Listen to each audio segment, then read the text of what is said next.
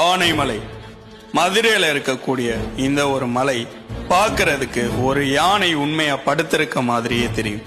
இந்த மலை எப்படி இயற்கையாவே அமைஞ்சிச்சு, இதுக்கு பின்னாடி இருக்கக்கூடிய அந்த மிஸ்ட்ரி என்ன? இது மதுரை ஆண்ட பாண்டிய மன்னர்களுக்கும் சமண மதத்தை பரப்ப நினைத்த சமண முனிவர்களுக்கும் இடையே நடந்த மந்திர போர்னு திருவிளையாடல் புராணம் சொல்லுது. மதுரையில சிவன் வழிபாடு ஓங்கி இருந்த காலத்துல சமணர்கள் மந்திர தந்திரங்கள் மூலமா ஒரு பிரம்மாண்ட யானையை உருவாக்கி மதுரை அழிக்க அனுப்புறாங்க. அப்போ மதுரையை காப்பாத்த சொக்கநாதர் சிவபெருமான் ஒரு அம்பை ஏவி அந்த யானையை அதே இடத்துல கல்லாவும் மாத்துறார். அதுதான் இன்னைக்கு நம்ம பார்க்கக்கூடிய அந்த ஆனைமலை.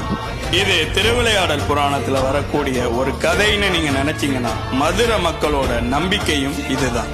சமண முனிவர்கள் இந்த மலையேறி போய் அங்க தங்குனதாகவும் தியானம் பண்ணதாகவும் போறதுக்கு முன்னாடி சில குறியீடுகளை விட்டுட்டு போனதாகவும் சொல்லப்படுது. இது எந்த அளவுக்கு உண்மைன்னு கேட்டீங்கன்னா கிபி 8ஆம் நூற்றாண்டை சேர்ந்த கல்வெட்டுகள் இன்னும் அங்க இருக்கு. அது மட்டும் கிடையாது, 2000 வருஷத்துக்கு முன்னாடி சமண முனிவர்கள் அங்க தங்குனதுக்கும் தியானம் பண்ணதுக்கும் அங்க இருக்கக்கூடிய சமண படுக்கைகள் தான் ஆதாரம். அங்க ஒரு சுனை இருக்கான், எந்த நாட்கள்லயுமே அந்த ஒரு சுனை வற்றவே வற்றாது. இந்த மலையோட அடிவாரத்துல இருக்கக்கூடிய ஒத்தக்கடை யோக நரசிம்மர் குடவரை கோயில், மலையை குடைஞ்சி செய்யப்பட்ட அந்த சிலை பார்க்கிறதுக்கு ரொம்ப உக்கிரமா இருக்குமா.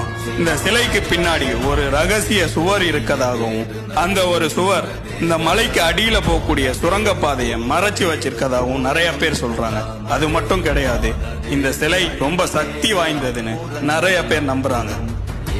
அந்த காலத்துல இந்த ஒரு மலைய நேச்சுரல் ஃபோர்ட்டா யூஸ் பண்ணிருக்காங்க. இந்த மலை பார்க்கறதுக்கு யானை வடிவத்துல இருக்கனால எதிரிகள் தூரத்துல இருந்து பார்க்கும்போது ஒரு யானை படையே நிக்கிற மாதிரி ஒரு மாய பிம்பத்தை ஏற்படுத்துமா. ஆனைமலையோட மேல ஏறி பார்த்தா மதுரையை சுத்தி இருக்கக்கூடிய 8 திசைகளையும் கண்காணிக்க முடியுமா.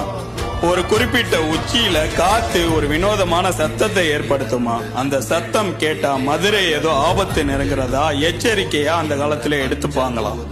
உங்கள எத்தனை பேர் ஆனைமலை போயிருக்கீங்க? கமெண்ட் பண்ணுங்க.